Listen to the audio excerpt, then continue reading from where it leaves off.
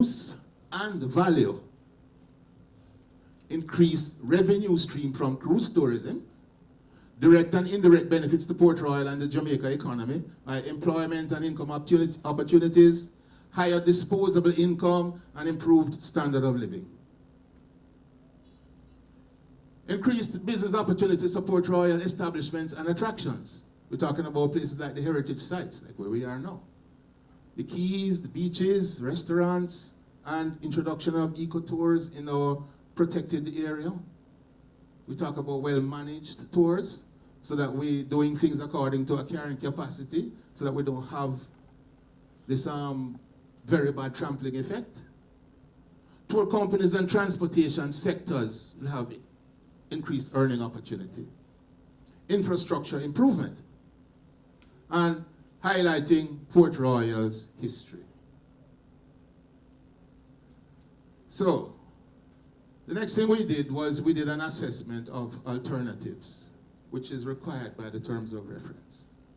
And the alternatives we looked at, the terms of reference says that whatever you do in considering alternatives, you have to consider the no action alternative. So that's alternative 1. The alternative 2 was to develop the cruise pier using the Seawalk technology. And alternative 3 was to develop the cruise pier using the fixed jetty, or what we call conventional technology. So, in alternative 1, you do nothing. The project location remains in the present state. Alternative 2, installing the floating cruise ship pier and all related development. We're talking about phase 1. Raising the land surface above high tide to about 2.2 meters by dumping of stone aggregate.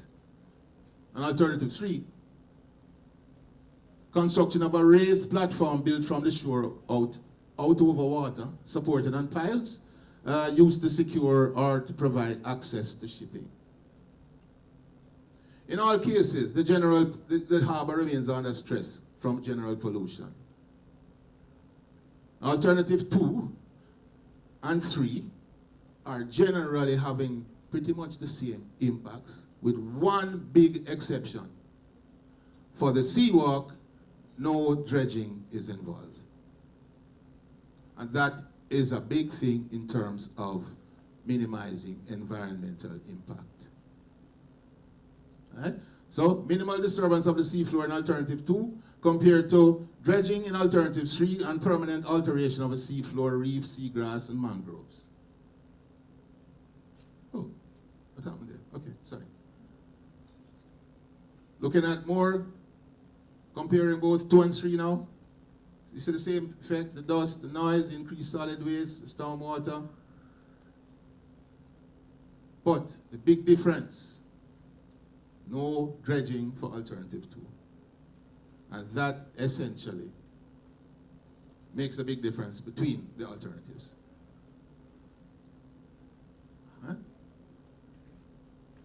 Pretty much the same. And in alternative 1, the site continues in its underdeveloped state. And there's another one for alternative 3, which you don't have for alternative 2, is that alternative 3 would involve land creation and some changes in the wave patterns, which you will not get with the Seawalk. Alternative 1, and of course, for alternative 2 or 3, as long as you have cruise ships coming in, you're talking about increasing the macroeconomic benefits.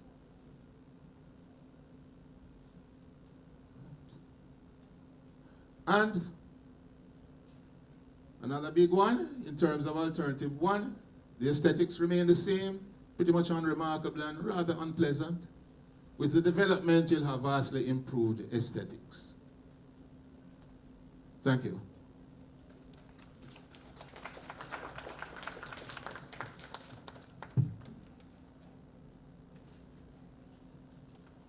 Thank you. Oops, return there. Could we, yeah. Thank you, Mr. Carroll. And I'd also like to thank Mr. Gale for his contribution and invite the members of the Port Authority back to the stage at this time.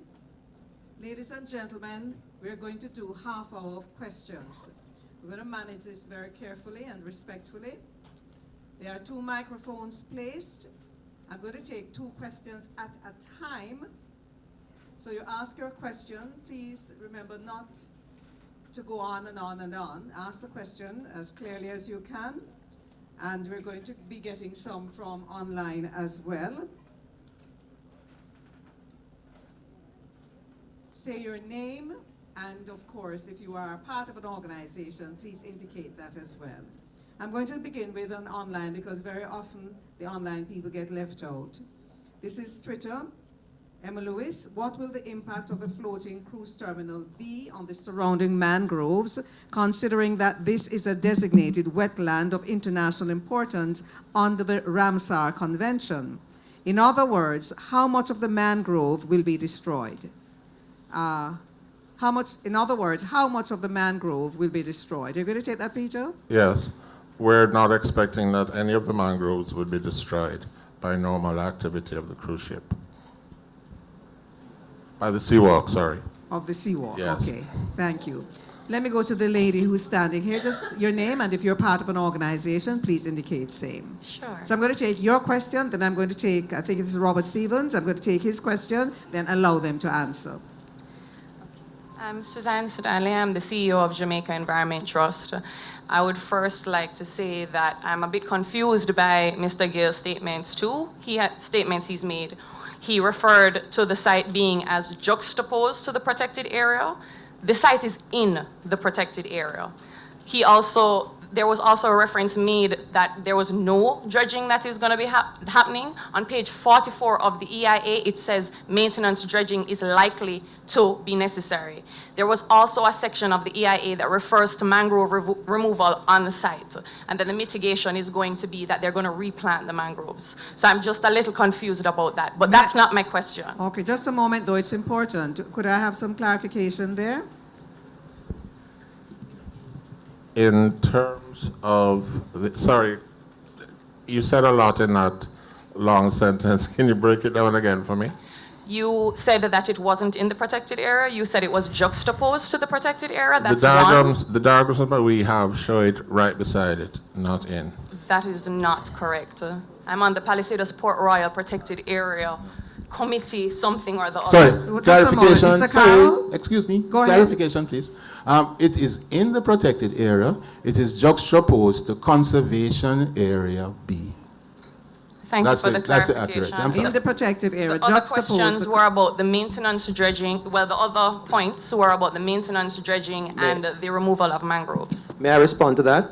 Yes, please. As indicated in my presentation, the depths in the Port Royal Harbour next to Old Coal Wharf range between 13 and 16 meters as indicated on the navigational chart BA454. The drafts required by the cruise ships range between approximately 8 and 9.6 meters. So there's absolutely no need. It's a very stable area. There are no rivers coming there, so we have no doubt that there is no need for maintenance dredging. So that's the clarification that we're offering. Okay, well, page 44 then. Yeah. Could is I get your incorrect. question now? Sure. I have 2 questions, as you instructed. No, 2 questions. I'm going to be taking a question each from the microphone. What restrictions of public access will be associated with the terminal development? Just repeat the question. And is the sewage treatment plant for the cruise ship passengers only Hang on a or the moment, entire please. Just a town moment. of Just a Port moment. Royal? Please repeat your I have first. like 6 questions. Please, no, you can't do 6 at one time. I'm asking you to give. This is such a poor EIA and such a poor public meeting. It is 8 p.m. and we are just being allowed to ask questions. No, this is completely unacceptable. May I just ask you to. I would believe that you would have wanted to hear the background that all people brought so you could come to hear what they have to say, and if there are things that really are upsetting you, then you ask them. But I believe that I'm trying to ask them, and you've only given me permission to ask one question. Just a moment. Don't quarrel. There's no need to quarrel. There's absolutely no need to quarrel. Let me just make it clear now. Let me just make it clear. 5 beach licenses have been issued Could I for ask you, this, please this stop? development Could you already. stop, please? This is Could not you stop, an approval please? process. Could you manage that microphone for me? Let me tell you what I want you to do. Just ask your question. Hang on a moment. No, you have not. That's what I'm saying. You asked two things, and I'm saying to just ask it again. You see your misunderstanding. Just ask the question. You're going so fast. If you're just listening, but you're so angry, just ask the question, and you have every right to be. I'm just saying, ask the question clearly so that it can be answered. Then when you ask that, I'm going to ask Mr. Stevens to ask his, then we take care of those two, and then we get others. Okay. That's all I'm asking. Okay. There was a misunderstanding. My questions are, what restrictions of public access will be associated with the terminal development, both at the site and in Port Royal? And is the sewage treatment plant as described in the EIA for the cruise ship pier only or for the town of Port Royal? Because there are two sections of the EIA which are in direct contradiction with each other. I got you. So please make sure you have made a note of those questions, because we're going to now go to Mr. Stevens for questions, and then you're going to answer. So you have them. You have the two questions, right? That's all I was asking you to do earlier. To be clear, you're going so fast. Mr. Stevens. Good evening, everybody, and Good evening, my name is sir. Robert Stevens, and I represent the Port Royal Development Company. My congratulations to the Port Authority for coming up with this technology, which allows us to put in a cruise ship here in Port Royal without having major damage to the environment. And I think it is indicative of the kind of research that you have done and the kind of work you have put in. However, my concern is that, number one, a lot of work was done over many years before, which has been practically neglected, and we are redoing a lot of these things, including an EIA, which was done many years ago. The second thing is that, and it did look at various locations for a cruise ship here, including Coaling Wharf. Let me also point out that it is clear that there is a move to develop the country with bringing in private-public partnerships. However, we have an existing private-public partnership in the name of the Port Royal Development Company, which has been totally ignored in all the process of this development. And that is of grave concern, not just to me, but to the 40-odd shareholders who are members of the Port Royal Development Company. All right, thank you. Now, gentlemen, you have the two questions from the trust, the environmental agency, and then you have, so Professor. Thank you very much. Could we just power up that microphone for Professor, please? Yes, I think it's on now. Yes, it's on, it's on. Ms. Stanley, thank you for the questions. Public access to the facility. The facility is designed with only a small area, the terminal building, that is going to be restricted. The rest of the terminal on non-cruise ship days will be open to the public, and on cruise ship days will be partly restricted because of the transportation-related issues. It is designed to avoid many of the problems that we have at other locations. And we wish to have the terminal be one that's accessible as far as possible by the public. In respect of the sewage plant, there are two sewage plants that are to be built by the Port Authority. The first of those will be associated with the terminal. The second will be associated with the area that is here. We recognize that those sewage treatment plants cannot handle all the sewage for Port Royal. We have, however, been working with the National Water Commission in respect of the implementation of a sewage plan for the entire Port Royal, which is to be implemented within this fiscal year. You haven't asked about water, but we are also working with Water Commission in respect of the upgrade of the pipeline from the Palisades Airport to Port Royal. Mr. Stevens's questions about the information which has been used. We have referenced the information that's available to us in respect of this. we have found some of it dated and therefore no longer relevant. And the information that I have is that the old Cold Wharf was being used for, or the studies were done for another use. We have not seen the ones that you have referenced.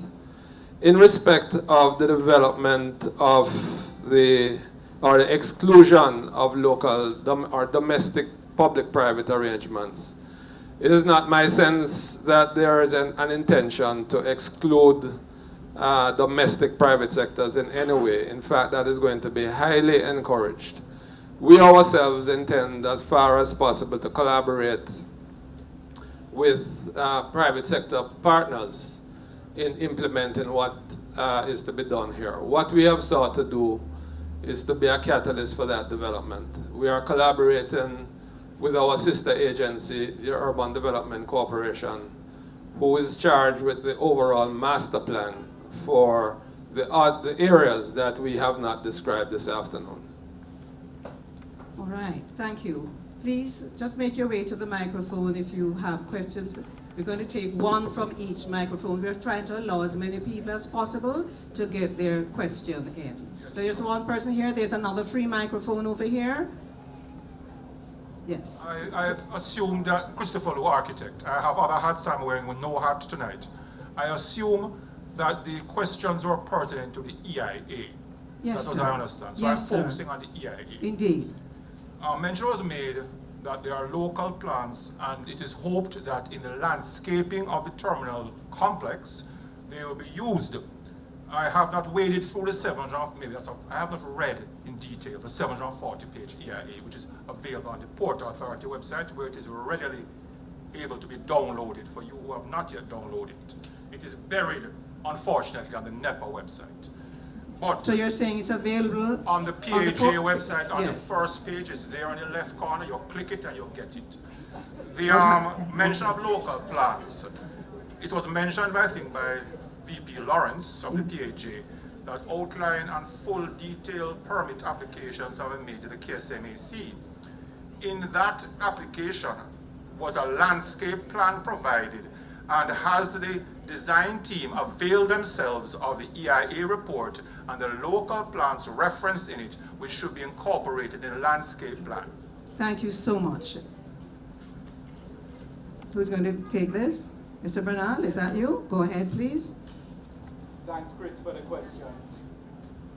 Alan, are we on? Yes, you, but it's low. Yeah, go ahead. Go ahead.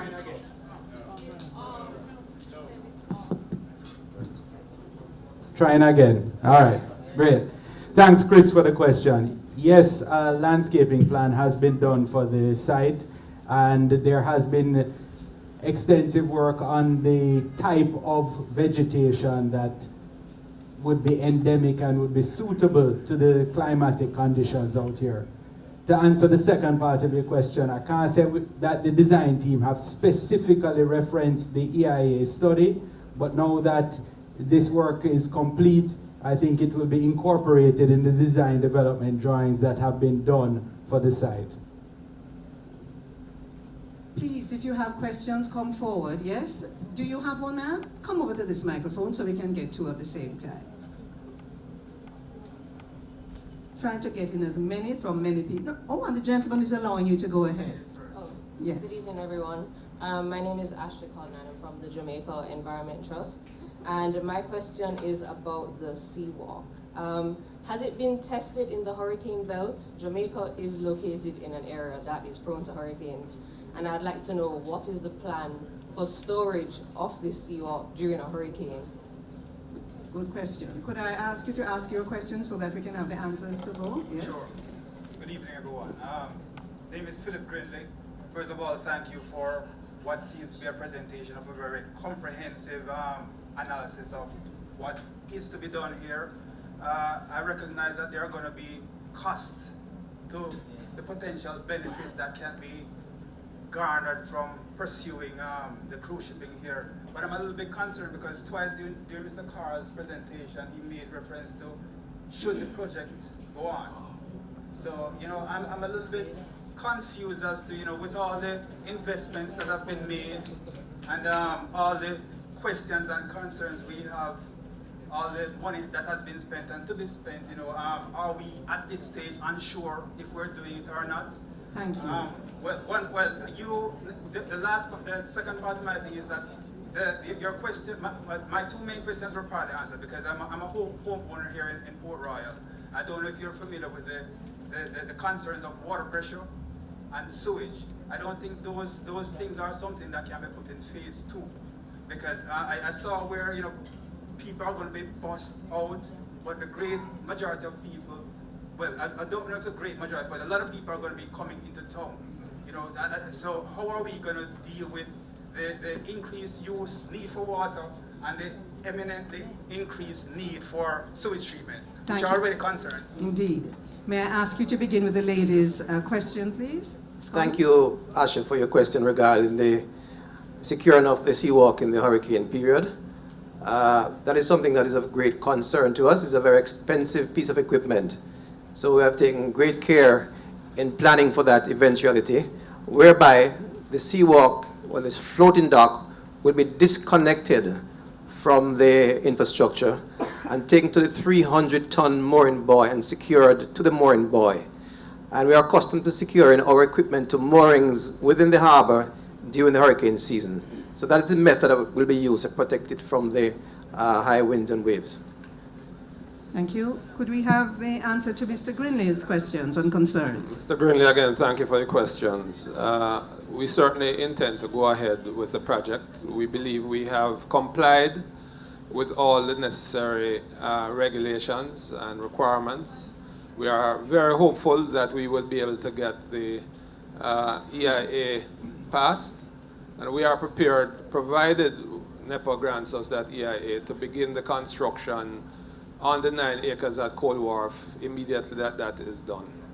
In respect of the sewage and waterworks, those activities that we are collaborating, as I said, Mr. Grinley, with the NWC, we have a commitment from them to implement the sewage works in this fiscal year. We also have a commitment from them to address the water pipeline that will be coming over here. We are working with them to ensure that any roadblocks that we can remove to ensure that that is done is done. We have met with have been meeting on a reasonably regular basis with the townspeople of Port Royal, and so the challenges that they face we think we understand them, and we are committed to working to try to address the social challenges that are faced here by the people of Port Royal, even as we implement the project. Thank you. Sir?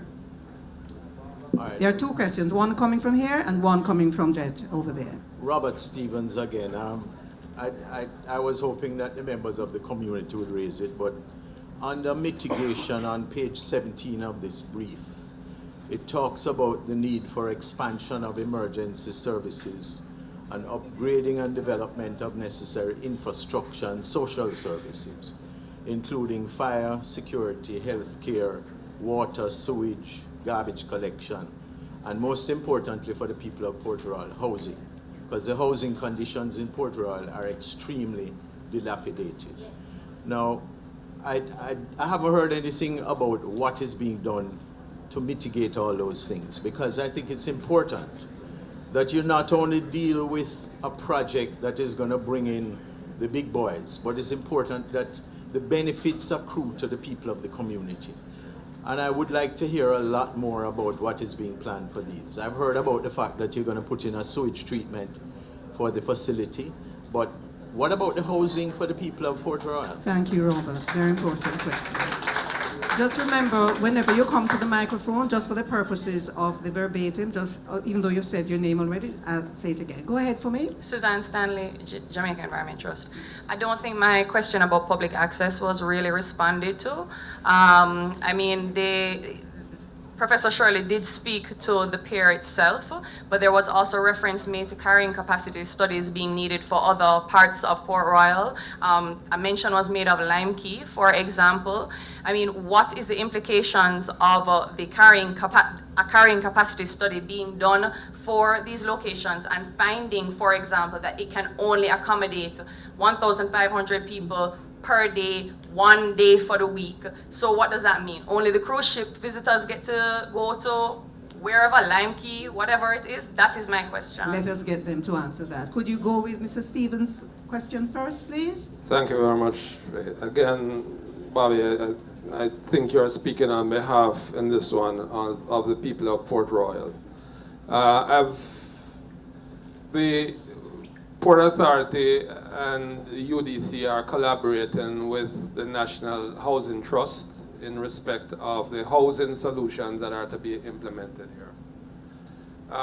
Tonight's presentation, I'm not in a position to speak definitively to what is going to be done in that respect, but I am aware, and this is what I'd like to say, that the National Housing Trust is working on this issue at this moment in time, both for the persons who are in the Old Town as well as those in the newer sections of Port Royal. And at an appropriate time, I think announcements will be made and there will be discussions, further discussions. I would like to also say that I'm very certain that those plans will involve engagement with the townspeople in a very detailed way.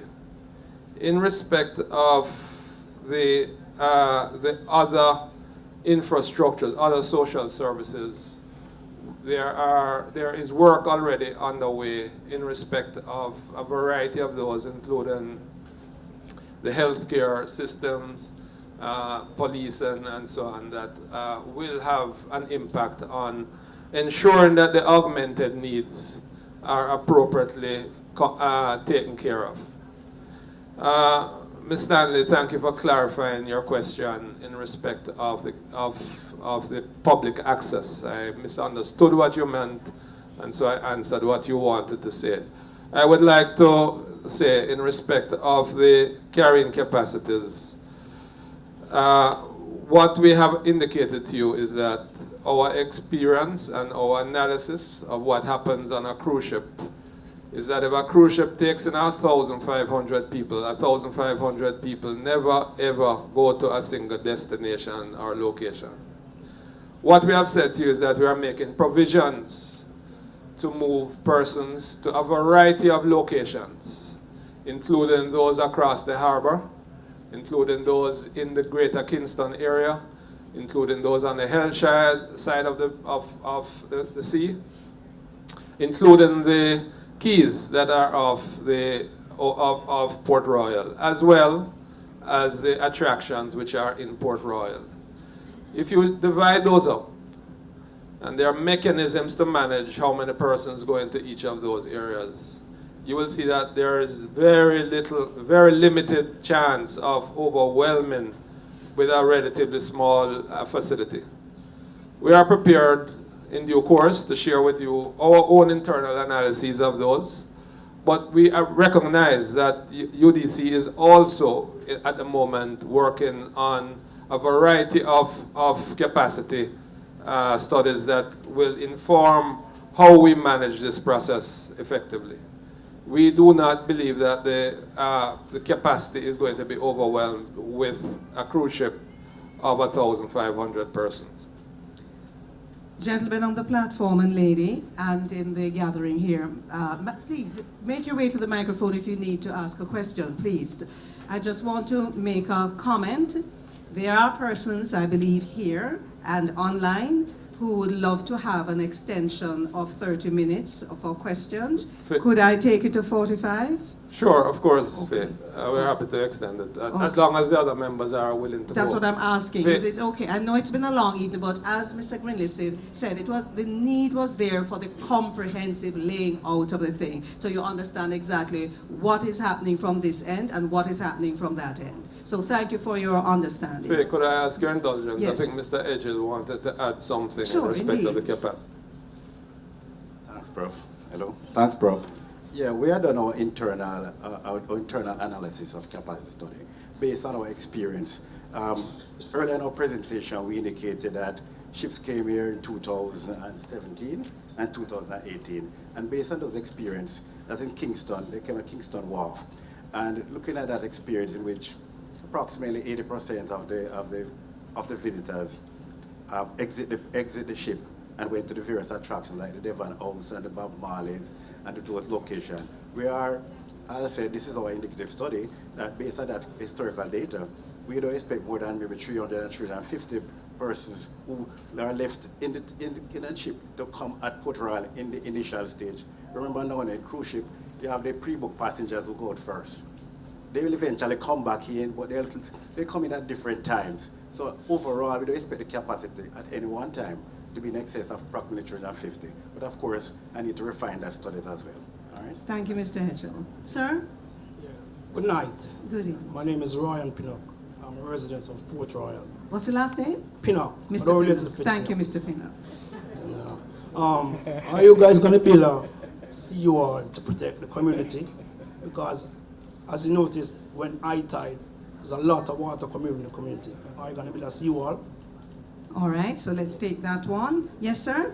Yes, afternoon again. Christopher Lu. This little booklet is very helpful, but it also raises questions, and Mr. Stevens asked it again. Sir, there is let's go forward. Just speak into the microphone. So there is a situation here where PAJ has a clear mandate regarding two projects. They speak of UDC, NWA, NWC, and other agencies. I see Mr. Patrick Rose's name on a chair from NWA. He's not here. You cannot develop the sewage and water supply for this development in isolation of what is going to happen in the town of Port Royal. You make mention of a situation where the NHT is doing housing solutions. Housing requires water and sewage. There is a health center to be upgraded, number 22. What to be done about the health center or health facility? What type of health facilities Port Royal does it have now? Will it be a type 1, type 2, or type 3? Will there be ambulance service in case there is an emergency and the residents need help and the visitor might fall ill? These are questions that need to be addressed in a holistic manner. PAJ has been very good in hosting the citizens of Jamaica and streaming it live to the diaspora and others who could not be here. But the fact is, there needs to be a meeting where the UDC, NWC, and NWA address what are the plans for Port Royal. Is the carrying capacity of Port Royal been defined in how many residents can Port Royal accommodate? Thank you, and sir. who is going to be eligible for the NHT housing solutions, and what are they? Are they appropriate housing solutions that are disaster resilient and sustainably designed? Thank you. Could you address the first question raised by Mr. Pinnock? The first question, Mr. Pinnock, is whether the Yes. Port Authority intends to build a seawall as part of the activities that we have. The answer to that is at the moment we have no such intention, Faye, but we do know that because the development of the area to the, I guess that's the west, the east of us has been penetrated during high wind, high rainfall conditions. We know that some protection has to occur. We know that the other agencies, the relevant agencies, have this as an issue that has to be addressed. In respect to the second question, what I can say is that the NWC has pre-existing studies on both sewage and water for Port Royal. They are not starting from ground zero in relationship to the solutions that they have in mind to address or planned to address the sewage and water treatment. And both of them are targeted to be completed in the fiscal year. So a lot of effort is going to go into ensuring that the townspeople of Port Royal are appropriately dealt with in respect of those two concerns. in respect of the carrying capacity of housing, I would have to again defer to the NHT, the work that is being done by the NHT in association with UDC. I think the fact that you see seats marked for various agencies, we may be a little bit disappointed that our colleagues are not here, but we had to have this presentation for a variety of factors on a Friday night. And a Friday night is often a very difficult time to get out a full turnout, which is why we are so delighted to see so many persons here and the level of interest that has been shown in this exercise. What we are certain of is that there will be other opportunities for discussion, both with the UDC, the NHT, NWC, and NWA. We will ensure that this happens. All right, so we have extended the time, so we now have 15 additional minutes, so I see 2 people. Would you like to go first, ma'am? Thank you. Good evening. Just PLAT. remember to say your name. Yes, my name is Francine Horton. I'm here in the capacity of cruise manager with Jamaica Vacations. We're part of the Ministry of Tourism. Jamaica Vacations deals with airlift and crew support into Jamaica. Of the partners that were mentioned, I didn't see any mention of the Airports Authority of Jamaica. And are they a part of the team? Because if there's any incapacitation of a vessel, there's a need to get the passengers out, as was the case in Barcelona recently with a Norwegian cruise line that had issues and docked in Barcelona and said persons had until 48 hours to get off the ship and get home. So the airport is a significant part of this development. I think they need to be considered. Thank you very much. Sir? Good evening, panel. Get a little closer for me now, please. Evening, panel. Gregory Henry, citizen of Port Royal. My concern is the MIG. Excuse me, just for we didn't get the name clearly. Gregory Henry. Gregory Henry. Yes, ma'am. Thank you, sir. My concern is the migratory pattern of fishes that regularly goes into the mangrove, especially bait fishes, dolphins.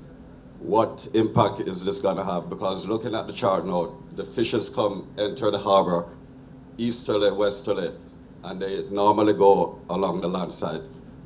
Obviously, with the new terminal being constructed there, is there going to be an impact of that normal pattern of the bait fishes and dolphins going into the mangrove? Thank you. Number 2, the closeness of the cruise ship to the mangrove. We're talking about, I read the other day that there was some compliance with garbage.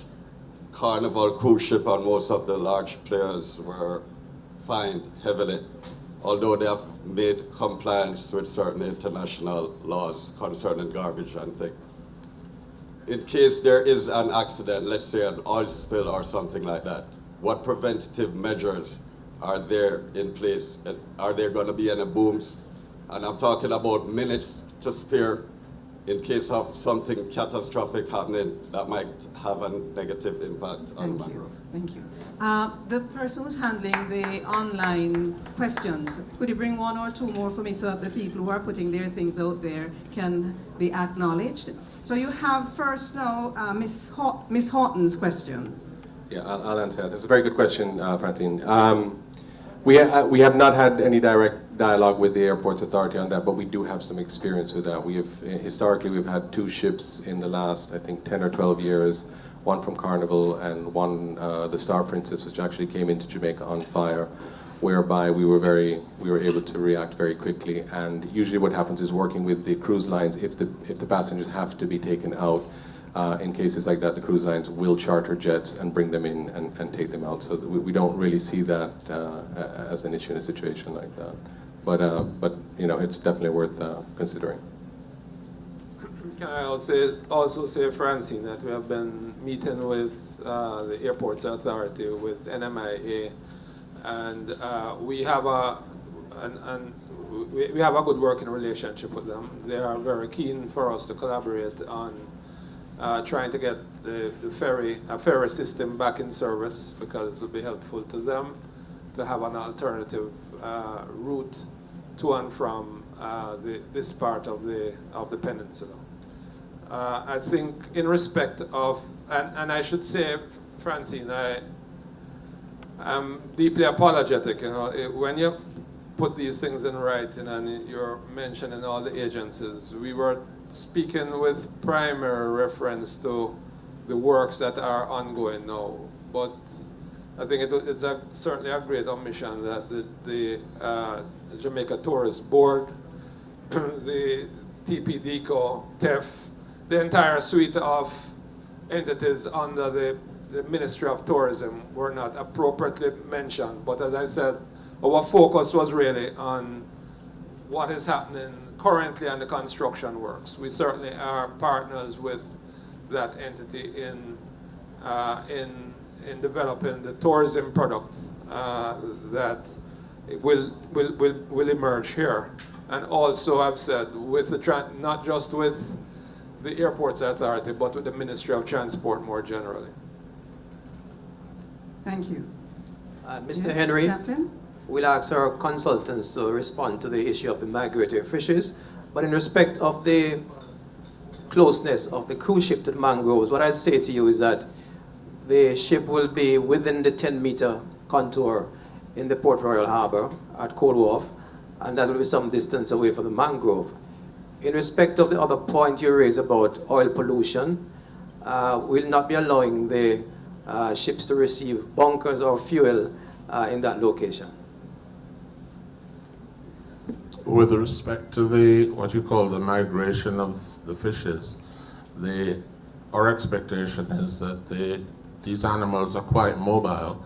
You're dealing with a situation where you're talking about a cruise ship at the most 2 days for the week. So we're really not expecting that the presence of the cruise ship would affect the movement of fish along that section of coastline. Thank you. Here's a question on Facebook. Approximately how many people will be employed as a result of the project? The number of persons that are Thank you, going to... Kadia Taylor. That one is coming from Kadia Taylor. The number of persons that would be employed would vary by stage of the project, Faye. In the seaside works that are currently being undertaken at the moment, the employment of Jamaicans, there are a number of skilled Jamaicans who have done the kind of work that has been done, that are employed. There are relatively few of those here in Port Royal, but an emphasis is being given in every stage for Port Royal people to have the first preference. In the stage that Mr. Lawrence spoke about when we started landside, those numbers will go up quite substantially. We expect that is going to go up even further, because while that is happening, if we get the approvals, we would start the works that would take place in the historic district. So we expect a ramp up in the certainly in the within the last quarter of the calendar year will be a very busy period. The specific numbers, Faye, I cannot give you at the moment. Thank you, sir. Let me go to the lady here and then this lady here. We take, and then you know the rhythm. Hi, good night. I'm Lauren Crary from Jamaica Environment Trust. What's the last name? Crary, Lauren Crary. So my question was the capacity of the cruise ships. How many passengers do you expect to be arriving on each cruise ship? You had said about 300 to 350 came off in 2017 and 2018, but you also said around 80% of the passengers actually left the ship. So I just want to know how many people you're expecting, and also in terms of future development and the success of the venture, how you'll deal with will more cruise ships be coming in? You had said it's 2 days per week, so would that increase, and how would you deal with that? Thank you very much for that. Ma'am.